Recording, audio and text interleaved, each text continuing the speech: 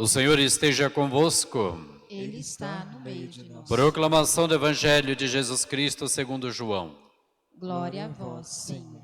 Naquele tempo, Jesus disse a Tomé: Eu sou o caminho, a verdade e a vida. Ninguém vai ao Pai senão por mim. Se vós me conhecesseis, conhecerias também o meu Pai. E desde agora o conheceis e o vistes. Disse Filipe: Senhor, mostra-nos o Pai, isso nos basta. Jesus respondeu: Há tanto tempo estou convosco e não me conheces, Filipe? Quem me viu, viu o Pai. Como é que tu dizes, mostra-nos o Pai? Não acreditas que eu estou no Pai e o Pai está em mim? As palavras que eu vos digo, não as digo por mim mesmo, mas é o Pai que, permanecendo em mim, realiza as suas obras. Acreditai-me, eu estou no Pai e o Pai está em mim. Acreditai ao menos por causa destas mesmas obras. Em verdade eu vos digo, quem acredita em mim fará as obras que eu faço e fará ainda maiores do que estas. Pois eu vou para o Pai, e o que pedirdes em meu nome, eu o realizarei, a fim de que o Pai seja glorificado no Filho. Se pedirdes algo em meu nome, eu o realizarei. Palavra da salvação. Glória a vós, Senhor. Podem sentar. Meus irmãos e minhas irmãs, a comemoração conjunta dos dois apóstolos que celebramos hoje tem origem numa tradição. As relíquias dos dois mártires teriam sido levadas de Hierápolis e de Jerusalém a Roma para repousar na igreja dos santos apóstolos. Filipe, nascido em Betsaida, aparece sempre em quinto lugar no elenco dos apóstolos. O Evangelho de João, no qual é citado 3 vezes, oferece-nos um interessante perfil deste apóstolo, deduzido de 2 respostas que ele dá à pergunta formulada por Jesus. Primeiramente, quando da miraculosa multiplicação dos pães, em face da bem conhecida pergunta: onde compraremos pão? Após ter passado os olhos pela multidão, Filipe refletiu de modo prático: nem 200 moedas seriam suficientes. Durante a última ceia, quando Jesus menciona o mistério da Santíssima Trindade, Filipe intervém bruscamente: Senhor, mostra-nos o Pai, isso nos basta. E diante do mistério, ele, como Tomé, deseja tocar com a mão, ou melhor dizendo, ver com os próprios olhos, aquilo que o olho humano não é capaz de ver, sem a luz da glória de que nos falam os teólogos. Foi quando pela última vez o apóstolo se fez presente. Segundo a tradição, que em traços sumários relata o seu perfil depois de Pentecostes, Filipe se consagrara a pregar o Evangelho na Ásia Menor, até que, chegando aos 87 anos, foi crucificado como Cristo. Então nós encontramos nessa figura de Filipe, alguém que faz um caminho de fé, mas pelo conhecimento. Ele quer conhecer, ele quer ver, ele quer sentir, ele quer uma coisa mais palpável. Retrata muito a nossa vida de cada dia, que nós fazemos a experiência de Deus, mas nós queremos também, faz parte do nosso humano, de ter essas realidades palpáveis. São Tiago, denominado menor para distingui-lo do homônimo irmão de João, é primo de Jesus e autor de uma epístola dirigida a todas as comunidades cristãs. Emerge daí então a figura de um homem austero e de poucas palavras, aquela pessoa muito reflexiva, calada, quase que muda, quase que sem expressão nenhuma, mas uma pessoa de profundidade, uma pessoa de interioridade. Com efeito, é Ele quem nos admoesta sobre o comedimento no falar, pois devemos dar contas a Deus de cada palavra supérflua. Então, com o recuo dos séculos, suas palavras constituem um sinal. Ó ricos, clama contra vós os bens de que privaste os trabalhadores. Sobre o martírio desse apóstolo, que foi bispo de Jerusalém, após o martírio do outro Tiago, temos notícias de primeiras mãos transmitidas pelo historiador judeu Flávio Joséfo. Segundo este historiador, Tiago menor foi apedrejado no ano de 62, após uma tentativa de precipitá-lo do pináculo do templo. A condenação foi decretada pelo sumo sacerdote Ananias II, que se aproveitou do vácuo de poder que se seguiu à morte do procurador romano Festo. Então nós estamos diante de dois homens que serviram o reino de Deus, que serviram a Jesus no anúncio da palavra. Um questionador, o outro reflexivo. Daí então nós entendemos que para Deus todos têm valor, todos têm importância, todos são úteis justamente para o anúncio do reino. Deus não sai com uma peneira para selecionar aquele que é mais inteligente, aquele que é mais sábio, aquele que é mais santo, aquele que é mais entendido das coisas do reino, da Bíblia, sobre a igreja. Não, Deus não faz isso. Deus olha o coração, Deus olha o coração. Por isso, meus irmãos e minhas irmãs, ao celebrarmos a festa de São Filipe, São Tiago, como celebramos também no decorrer do ano litúrgico, outros apóstolos, devemos refletir o seguinte: Jesus chamou homens diferentes para compor a sua equipe de evangelização. Hoje nós vimos aqui dois homens diferentes, como eu acabei de mencionar. Um questionador, outro reflexivo. Dificilmente, meus irmãos e minhas irmãs, se fosse nós, se estivéssemos lá naquela época e Jesus nos desse autoridade para escolher quem seriam os seus apóstolos, será que nós iríamos escolher estes que nós temos aí?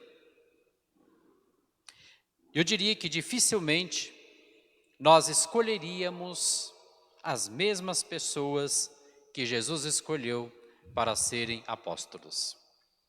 Porque o nosso critério de julgamento e de seleção é bem diferente do critério de Deus. Bem diferente, bem diferente. E eu vou citar o porquê, para depois nós chegarmos à conclusão. Vejam bem, aqueles escolhidos por Jesus eram pessoas diferentes e ao mesmo tempo heterogêneas. Alguns deles, como Pedro, André, Tiago e João, eram pescadores incultos, não tinham tanto preparo intelectual. Vamos ver São Paulo, um homem culto, letrado, sabia se relacionar em todos os grupos sociais. Aqueles primeiros, com certeza, nunca tinham visto uma letra, alguma outra forma, não tinham uma forma de pensar um pouco mais construída, eram incultos. Mateus era empregado de Roma, cobrador de impostos, e ladrão, e roubava. Tanto roubava em nome de Roma, como roubava em proveito próprio, que ele dependia disso para sobreviver. Simão, o Zelote, era opositor declarado de Roma. Quando falamos aqui, lembramos Judas. Esse, Simão, fala o Judas. Ele era um revolucionário da época, né? Acho que se ele estivesse lá, ele estaria usando camisa vermelha. Pessoal da esquerda, né? Então era esse. Entre eles estavam homens inconstantes, como também Pedro. Pedro é cabeça dura, hein? Teimoso. Pedro era muito arrogante, conhecedor da verdade. E para ele era só o que ele queria. Quantas vezes nós vimos ali no Evangelho, Pedro batendo de frente com Jesus. Quando Jesus queria lavar os pés, ele falou, opa, o meu não. Quando foram prender Jesus, o que ele fez lá? Cortou a orelha do soldado. Quando Jesus falou que ele seria preso, levado à morte, Pedro já pulou na frente, já cantou de galo. Não, eu não vou permitir que isso aconteça, não. Então ele era muito valentão. Sabe, aquela pessoa que toma a frente de tudo, mas não valoriza aquilo que o outro está falando e tem que valer a palavra dele. Pedro era isso, era turrão, cabeça dura, cabeça dura. Por isso que recebeu o nome de pedra, né? Por isso que recebeu o nome de pedra, porque era uma pessoa forte, é uma pessoa forte. Depois também nesse grupo tinha os céticos.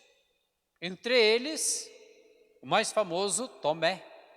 Eu só vou acreditar se eu colocar o meu dedo nas feridas dele.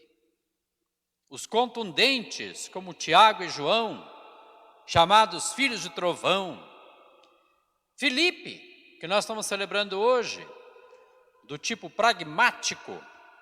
Bartolomeu, muito preconceituoso. Tiago, filho de Alfeu, e Tadeu ficaram no anonimato, mas embora ter prestado um importante trabalho para o reino de Deus, também tiveram as suas fragilidades. Então vocês perceberam que não eram homens perfeitos, não eram homens justamente ao nosso olhar, ao nosso julgamento, dignos de serem apóstolos. Por isso que eu pergunto, será que se nós estivéssemos lá naquela época e Jesus tivesse falado, olha, eu vou ali tomar um cafezinho, eu vou te dar a tarefa, você escolhe aí entre esse povo que está aí, quem que vai ser meus apóstolos? Será que esses seriam os escolhidos por nós? Não. Como eu falei, nosso julgamento, nosso processo de seleção é muito rígido. A gente nem se perdoa, a gente nem se entende, a gente nem se aceita, a gente nem se ama. Como é que a gente vai fazer isso com o outro? Como é que a gente vai fazer? E aqui está o critério de escolha, de seleção de Deus. É o amor. O amor direciona tudo, modifica tudo, conduz tudo de uma maneira totalmente mais humano, que se leva a uma experiência do mais divino. Esses homens não foram chamados apenas por aquilo que eles eram, mas em quem eles foram transformados pelo ensino e exemplo de Cristo e pelo poder do Espírito Santo. Repito, eles não foram chamados por aquilo que eles eram, mas por aquilo que eles puderam abrir o coração e deixar Deus trabalhar na vida deles. E isso que Deus enxerga na vida de cada pessoa. Enxergou naqueles homens, enxerga em cada um de nós hoje também. Olhando então para a nossa vida hoje, meus irmãos e minhas irmãs, precisamos ter essa mesma consciência. Se estamos aqui hoje, na presença do Senhor, seja para celebrar esta Eucaristia, seja para servi-lo, ou para fazer uma experiência de comunhão com Ele, não é porque somos os melhores. Você acha que eu sou um dos melhores para ser padre? Não, teriam pessoa melhor do que eu. Vocês pensam que vocês são os melhores por ser catequista, ministro e não sei das quantas? Não, existiriam pessoas melhores do que vocês.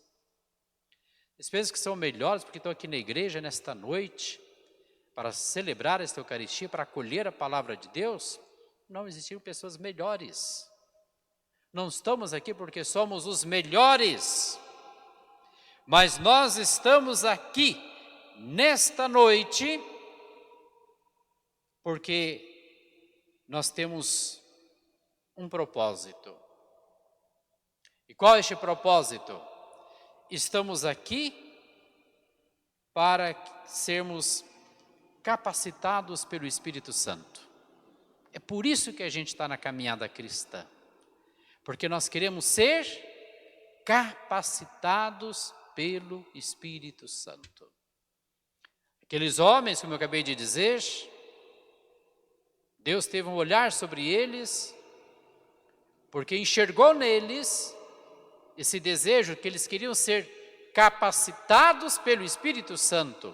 E por isso o Senhor foi trabalhando na vida deles, ao ponto deles entregarem a própria vida, como Jesus entregou a sua vida no martírio. Estamos aqui porque Deus enxergou na nossa vida esta abertura, esse desejo, esta intenção de também sermos capacitados pelo Espírito Santo. Em contrapartida a esta afirmação que eu havia dito, que não estamos aqui porque somos os melhores. Em contrapartida, muitos são escolhidos, poucos os que dão a resposta. Como nós, muitos outros poderiam ter a oportunidade de estar aqui na igreja nesta noite. Ou muitos poderiam ter a oportunidade de estar atentos às redes sociais e celebrar conosco em casa por esse recurso, mas talvez preferiram fazer outra coisa. Fazer uma caminhada, outro para a academia, outro para ir tomar um sorvete, outro para ficar em casa assistindo uma televisão e não celebrar. Então, muitos são convidados, mas poucos são aqueles que dão resposta. Mas esses poucos significam o quê? Que são aqueles que têm a consciência do que querem para a vida na caminhada cristã, serem capacitados pelo Espírito Santo. E por que nós queremos ser capacitados pelo Espírito Santo? Para que possamos aprender e testemunhar o amor de Deus para tantos irmãos. Só com esta finalidade. Nós já conhecemos profundamente o amor de Deus? Não, ainda não. Nem a ponta da nossa unha nós não conhecemos o que é o amor de Deus. Mas estamos aqui, na nossa caminhada, para ser capacitado pelo Espírito Santo, para entendermos o que é o amor de Deus. Nem a Dona Rosária, essa santa viva, em pessoa, com toda a caminhada que ela tem de igreja, ainda não conhece profundamente o amor de Deus. Está no caminho, está no processo. Todos nós. Nem o Papa Francisco ainda não conhece o amor de Deus na profundidade. Está no processo. Então, isso que é ser capacitado pelo Espírito Santo. E depois, não é só conhecer, fazer esta intimidade com o amor de Deus. A gente não pode guardar isso somente para nós. Mas a gente precisa também anunciar para os outros, testemunhar para os outros. E aqui pergunto eu, a gente sabe dar testemunho do amor de Deus para os outros? Não. A gente até pode se enganar que faz. Mas na vida a gente talvez dê muito mais contra-testemunho do que testemunho. E aqui é que entra esse desejo nosso. Senhor, eu reconheço a minha limitação, a minha fraqueza, a minha pequenez. Eu não consigo ser este sinal do teu amor para os outros na totalidade. Então eu quero ser capacitado para viver esta totalidade.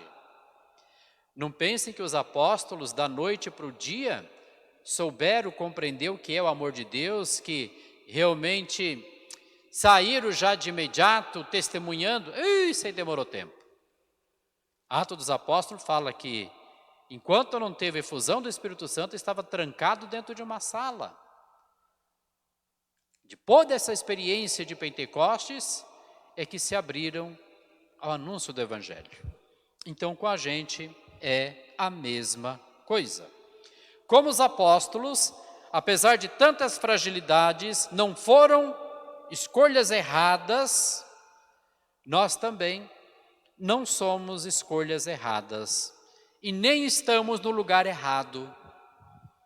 Somos escolhas acertadas de Deus e estamos no lugar onde Deus gostaríamos que estivéssemos.